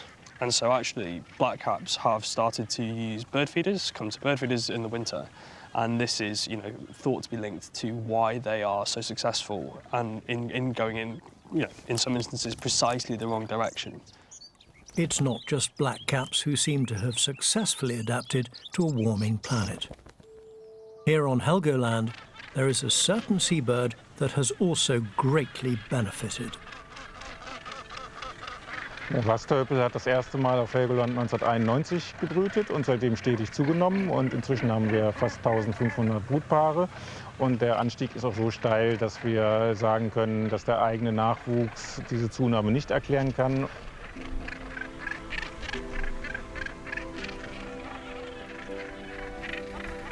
Die Zunahme ist natürlich auch dadurch zu erklären, dass die Vögel sich gegenseitig anlocken. Aber zusätzlich breitet sich der Wasstölpel insgesamt aus und das heißt, er kommt recht gut mit den derzeitigen Bedingungen der Nordsee klar.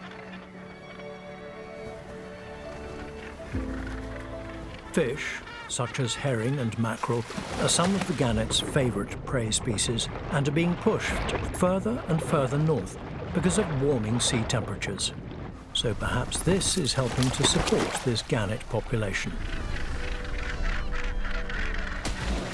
The gannet's phenomenal ability to dive also allows them to access a greater variety of fish than other seabirds. But not every bird can so easily adapt to the challenges of climate change. Im Gegensatz zum Basstölpel haben Dreizehnmöwe und Eisschnupfvogel stark abgenommen. Zum einen vermutlich, weil sie an der Oberfläche Nahrung suchen und deswegen nicht mehr so gut an den Fisch herankommen.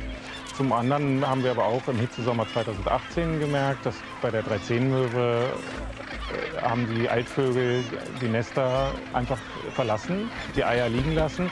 Und es war eben sehr heiß in Felsen. Wir haben bis zu 52 Grad gemessen. Und das war offensichtlich zu heiß. Das heißt, die Altvögel waren auch noch in der Umgebung, aber haben ihre Nester einfach verlassen.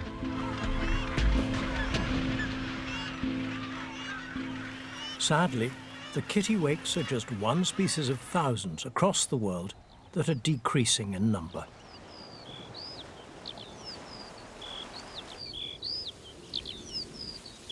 One of Britain's most iconic species, the skylark, is famous for its rich and intricate song.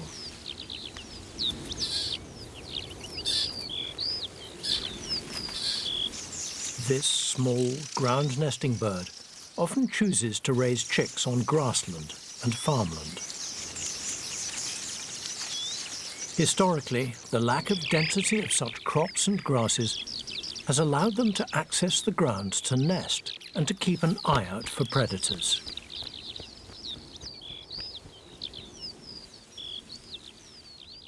With the intensification of agriculture, this habitat is becoming a dangerous one.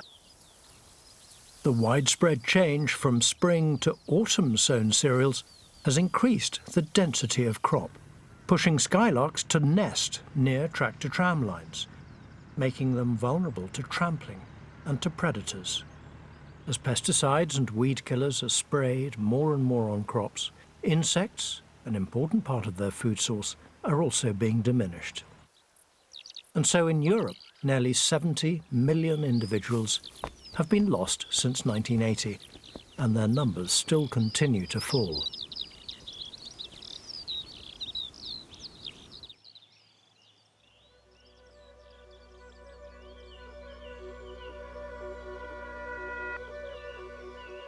Professor Amanda Rodewald and her colleagues at the Cornell Lab of Ornithology in North America have uncovered an even more devastating tale of decline.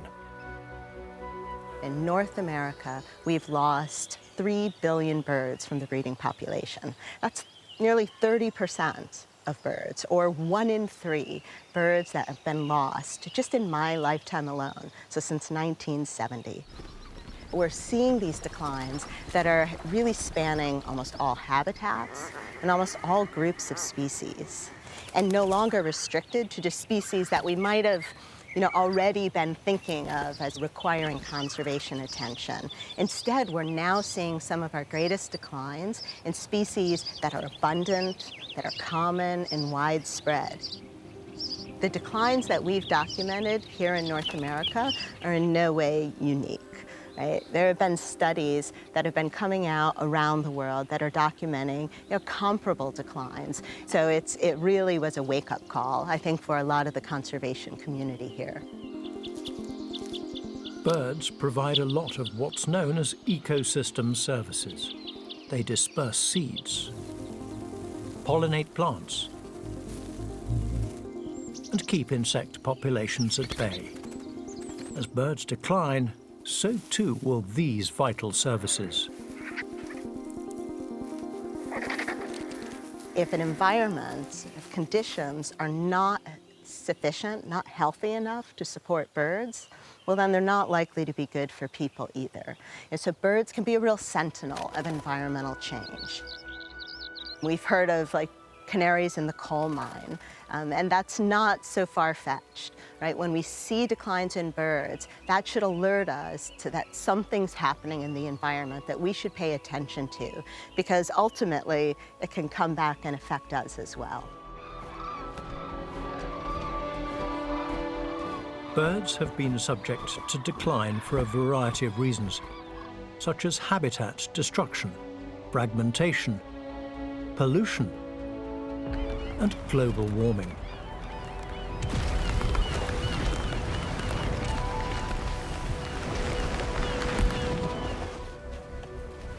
Meanwhile, human populations around the globe have reached an all-time high, approaching nearly 8 billion. To sustain this growing population, agriculture is becoming increasingly intensive. Some birds have adapted to thrive in these conditions, grazing on managed grass and cropland. Learning to utilize this source of high-quality food has allowed birds such as barnacle geese to increase dramatically in Europe.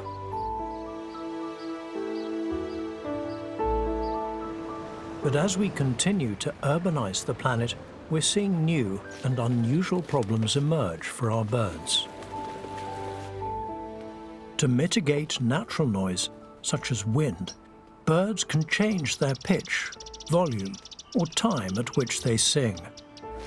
But in areas of high human population, there are many unnatural noises which are not so easily overcome.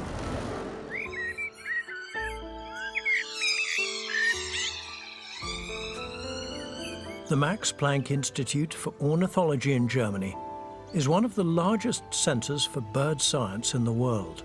At the forefront of current research is Dr. Henrik Brum. He began studying the effects of such sounds on birds over 20 years ago.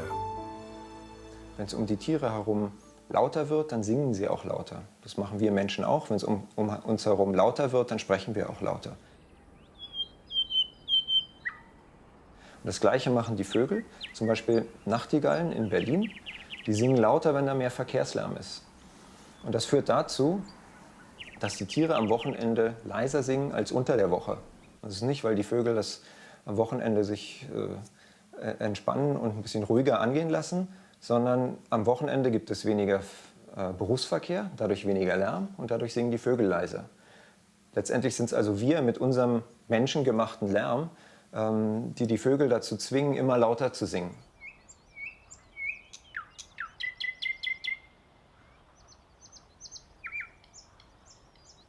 Und Schätzungen der WHO zufolge sterben jedes Jahr in der EU 200.000 Menschen an lärminduzierten Krankheiten. Für uns Menschen ist Lärm ein Riesenproblem, aber auch für die Vögel. Das verstehen wir jetzt immer besser, dass es auch für Vögel ähnliche Probleme hat. Zum Beispiel löst Verkehrslärm in unseren Städten bei Vögeln chronischen Stress aus, der dazu führt, dass ihr Immunsystem unterdrückt wird. Unsere neueste Entdeckung, die wir gerade vor ein paar Monaten erst publiziert haben, ist, dass Verkehrslärm dazu führen kann, dass die Vögel Probleme beim Gesangslernen bekommen. Genauso wie Menschenkinder das Sprechen lernen müssen, müssen die Vögel auch das Singen lernen. Und der Verkehrslärm führt jetzt dazu, dass sie längere Zeit brauchen, ihren Gesang zu entwickeln. Und sie machen auch mehr Fehler beim Lernen. Das heißt, sie entwickeln einen sozusagen qualitativ schlechteren Gesang. Das kann die Fitness dann reduzieren und dann schließlich auch zu Veränderungen in der Populationsdynamik führen. Und das ist ein ganz wichtiger Punkt, besonders für Arten, die bedroht sind, weil zusätzlich zu den ganzen anderen Problemen, die die Tiere durch menschengemachten Wandel, vom Klimawandel, Schadstoffbelastung und so weiter haben, kommt jetzt auch noch der Lärm dazu. Und das könnte sein, dass der Lärm so der letzte Tropfen ist, der das fast zum Überlaufen bringt und dann einige Arten zum Aussterben bringt. But it's not just the noise. Light is also wreaking havoc on birds around the world. The reason male songbirds stop singing in the winter is because their gonads shrink. This is a result of the daylight length naturally shortening in winter. With less daylight, they can no longer produce the hormones that modify their brains and therefore allow them to sing and to breed.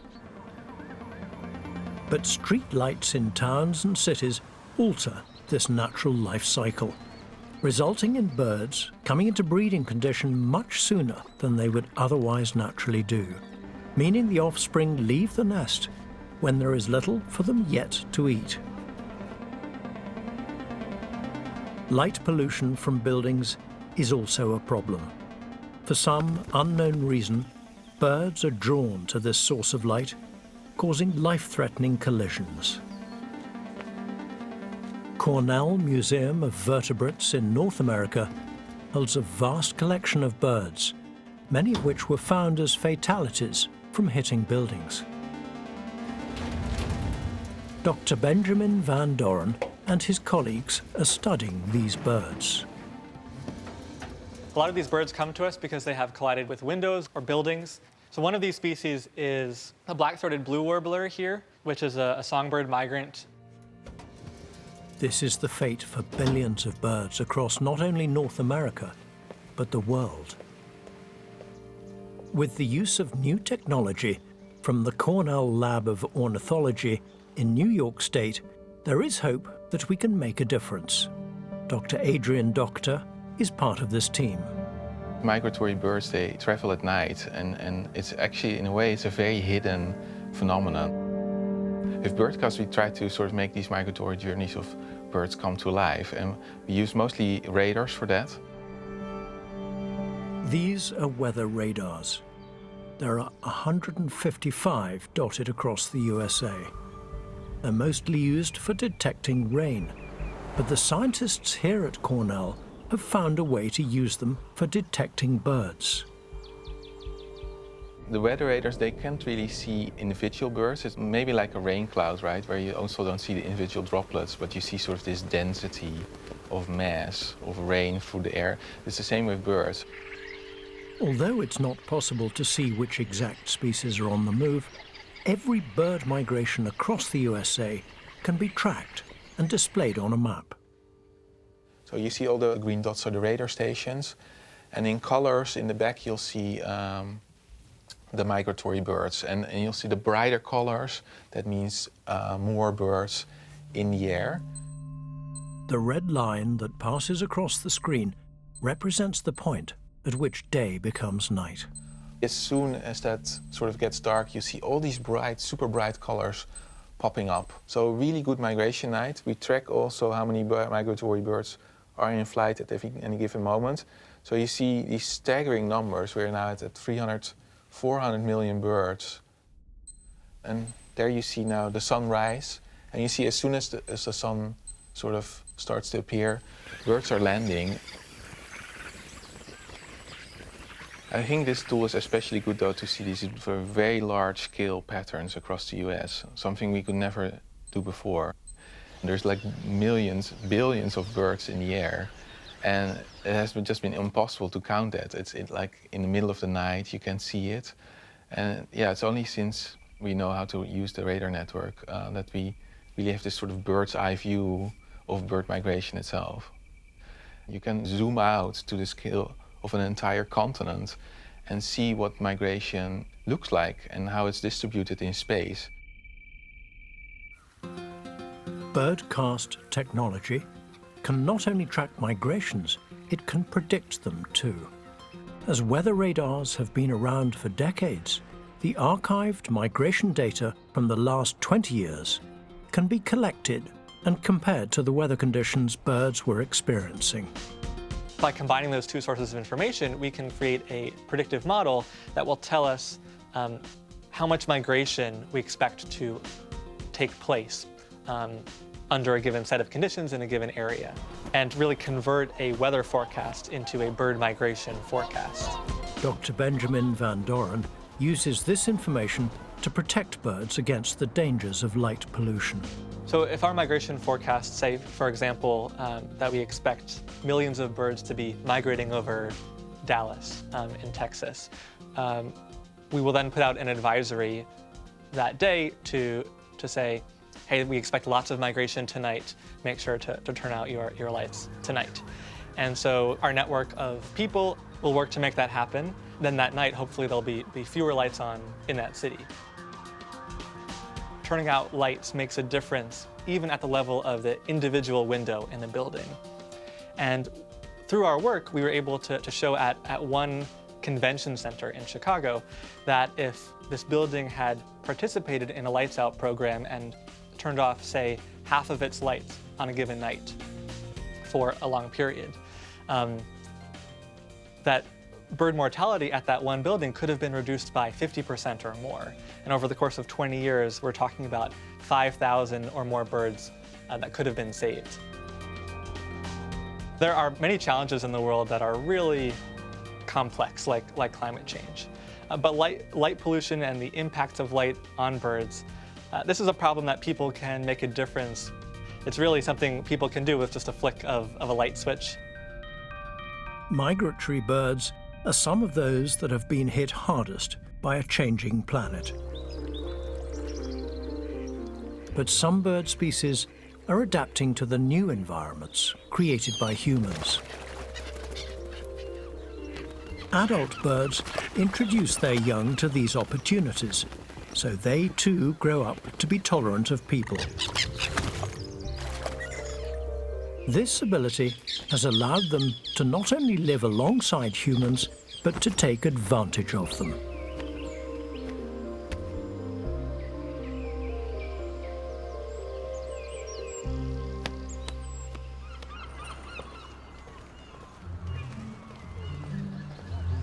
One of the masters of adaptation to a man-made world is the gull.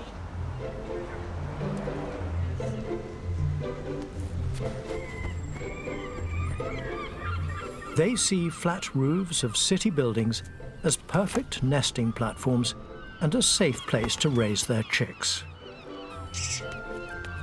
They've also learned to follow people's schedules, feeding when the most food is available, even if that means foraging at night. They are nesting in urban areas at a much higher rate than they were in the past, so more and more gulls are moving into urban areas. So it seems like something is going right for them. Dr. Madeleine Gumas from the University of Exeter is studying herring gulls on the south coast of England.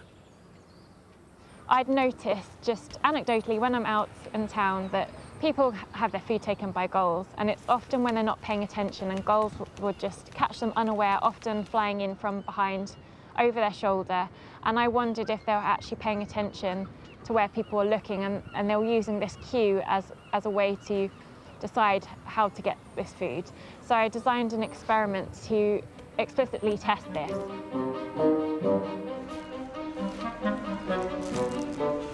Madeleine places a bag of chips on the ground and looks away to see how long it takes until they're snatched.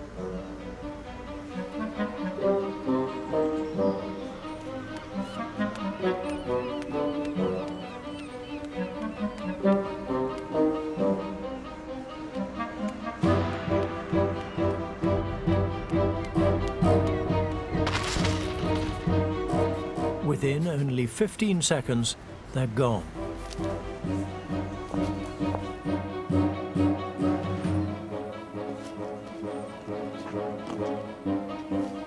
Now for the next test. How will a gull react when Madeline maintains her gaze? After placing the chips down, she waits.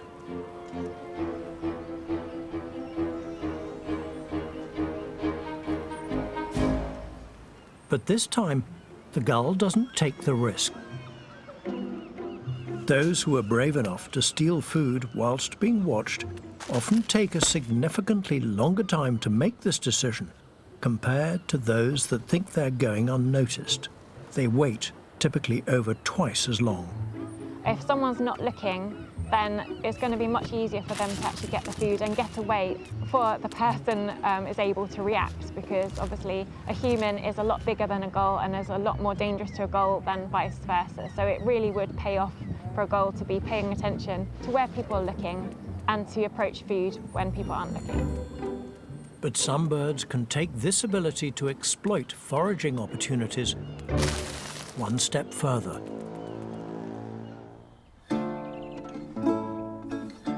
One of the world's most intelligent species of bird live here at the Tower of London. Chris Scaife is a yeoman warden, a position which requires at least 22 years of military service. He's responsible for looking after these regal creatures. Good morning, you two. Gaining the title of Raven Master. Come on in. Ravens have been here since at least the reign of King Charles II in the 1600s. Without the ravens, so the legend goes, the tower will crumble into dust and great harm will befall the kingdom, and so their protection is essential. Ravens are the largest species of corvid, with a wingspan of almost 5 feet and much larger brains than most other birds. In the wild, these inquisitive creatures can successfully live in a wide range of habitats, thanks to their generalist diet, eating pretty much anything they can find. Because of their great celebrity here, they're visited by millions of tourists each year. No, that's it. And the ravens know just how to use this to their advantage. I'm always taken back by what they do and how they observe humans. They're watching us all the time. They're after food. That's what they're after. They're planning their day around what they can scavenge and then bury afterwards, or what they can steal, of course, as well. They work together. I can see them planning tactically how they're going to do this. And they use the crests of the banks and hide behind walls, and one of them would distract an unsuspecting visitor until they was ready to strike. Then they'd straight in, pick the sandwich up, and both of them flew off. I can watch the birds actually planning and plotting and talking to each other about how they're going to do it. Ravens are intelligent enough to work together for food, as they know this collaboration will lead to a meal they can both share. But some birds are capable of teamwork even if it doesn't lead to an immediate reward. Dr. August von Bayern from the Max Planck Institute for Ornithology is studying intelligence and cooperation in parrots here at Loro Park in Tenerife. There are around 350 known species of parrot, most of which live in complex social flocks. Although their brains are only around the size of a walnut, parrots parallel great apes and dolphins in their cognitive performance, and so they can be trained to carry out commands. Auguste and her team have taught African grey parrots to exchange tokens for food. But once this exchange hole becomes blocked, how do they react? Our test subject receives all the tokens at once by the experimenter, but without any opportunity for exchange. It just gets the tokens and no food. That's it. Next door, there's its neighbor, and it can exchange and obtain food, but at the same time, it lacks tokens. The parrot with the tokens doesn't want them to go to waste, so it passes the tokens to its neighbor. At least they can benefit from the food. So we found that gray parrots help other individuals to achieve a goal without immediate benefit to themselves and even without an opportunity for reciprocation. And this is really a spectacular finding because such selfless acts have only been shown in great ape species in comparable studies, so in our closest relatives. And our finding is really the first report of altruistic helping in a non-mammalian species. An explanation for altruism with a partner is that the two parents become stronger as a unit, so they can better take care of their chicks. But for some reason, parrots will also help those who are not their partners. Helping others to achieve a goal like this is very complex, as the individual must recognize when help is needed. When both exchange holes are blocked, the parrot with the tokens can understand that their neighbor won't benefit from them, and so doesn't try to help. We really hope that our findings will make it very clear that we have completely underestimated avian intelligence and that we should regard them as feathered apes, so to say, because they have amazing abilities. But intelligence isn't always the key to survival on a rapidly changing planet. Sometimes the trick is to be adaptable. And one species of parrot has used its adaptability to firmly establish itself as a new resident in Europe, the rose-ringed or ring-necked parakeet. But the growing population of parakeets is also having an unexpected impact on London's population of peregrine falcons. Ed Druitt is a peregrine researcher. He's come to this church in South London, where 4 peregrine chicks have just fledged after nesting on the spire. We're almost at the base of the church spire now, where we can then go out and look for some prey remains. Just through this little door there. Now the breeding season is over, Ed can look at the remains of their prey to work out what they've been eating. Aha, let's see what we've got down here then. Fantastic. Peregrines have been feeding on loads of different stuff. Down here, there's lots and lots of white and grey feral pigeon feathers. Pigeons are usually the peregrine's go-to prey, but one newcomer is appearing more and more in their diet.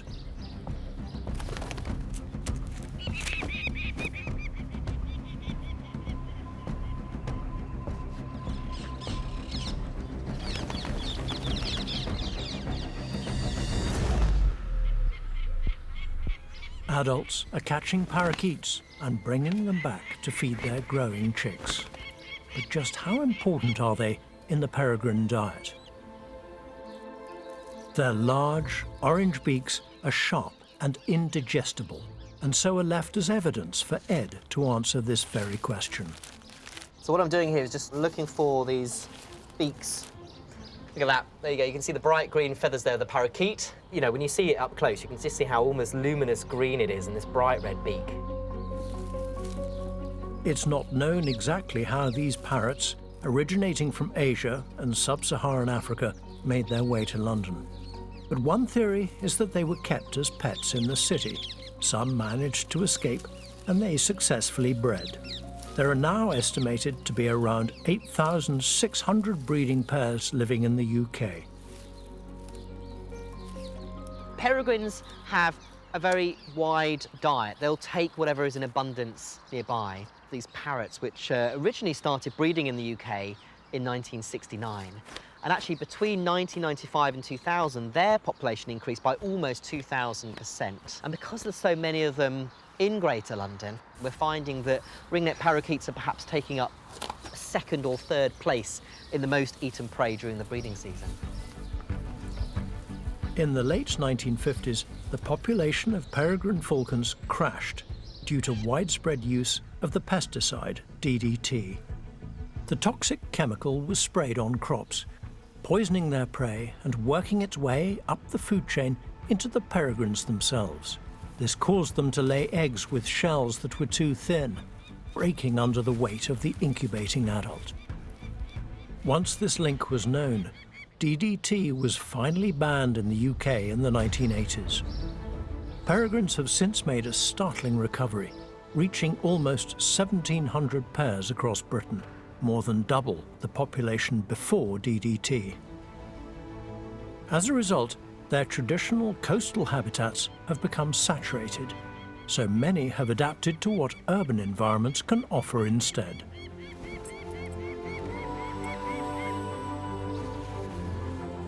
And these are all the bits of parakeet. And what I'm going to do is line those up now. There's going to be quite a few here. Right, so I'm ready to count now. Let's see how many we've got. Okay, so let's go through. 1, 2, 3, 4, 5, 36, 37, 38, 39, 40, 41, 88, 89, 90, 91. 91. 91. So a little bit less than last year, but actually that is still a huge number. One site that I've had this year that I've been watching on the web camera took 37, and I thought that was a lot. Ringneck parakeets are becoming an important part of the peregrine diet. As ringneck parakeets continue to radiate out into other parts of England, then I think peregrines that are already there are probably going to be doing even better than they already are. Those peregrines are already feeding on feral pigeons and starlings, but actually if you then add the ringneck parakeet into the mix as a species that is all around the place, relatively easy to catch, then actually that's probably going to increase the breeding success of those peregrines. The parakeet and peregrine's ability to adapt to a changing world is a hopeful sign that others may be able to do the same. But for birds to do this, they must be able to learn from new experiences. It's thought that in humans and other mammals, a vital part of learning is the formation of memories when dreaming.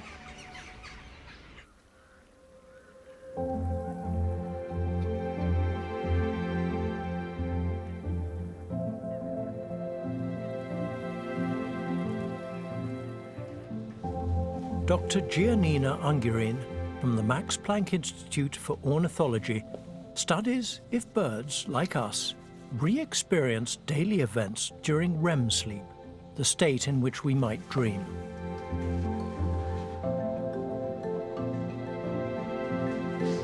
The Budapest pigeon has transparent eyelids, and so the movements of its pupils can be recorded when its eyes are closed. But to study this at night, Giannina must observe it under infrared light, which the bird cannot detect. After switching on the infrared camera, she enters the aviary to put the pigeon to bed on its perch.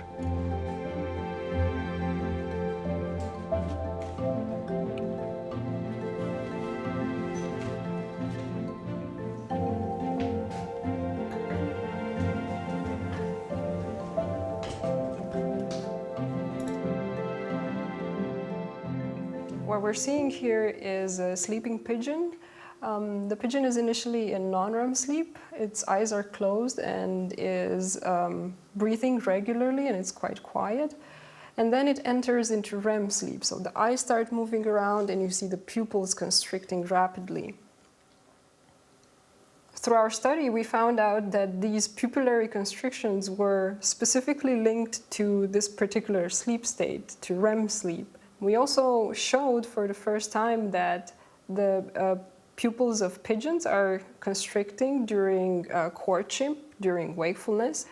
So because these pupillary constrictions occur during the day and seemingly during emotional states, and they reoccur during REM sleep, we think that The pupillary constrictions might reflect times when the brain is reactivating brain networks that have been activated during these emotional states, and that the brain is replaying and processing these informations. We still don't fully understand the neurological functions of dreaming ourselves, but studies seem to suggest that other animals use dreams to cement experiences from the day in their memory and therefore learn from them. For birds in a rapidly changing anthropogenic world, this ability to learn is a vital skill.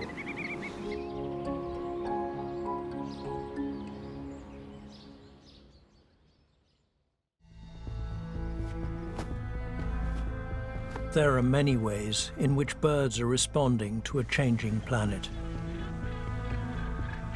Some are gaining the opportunity to thrive in new habitats by accessing more nutritional food and resources.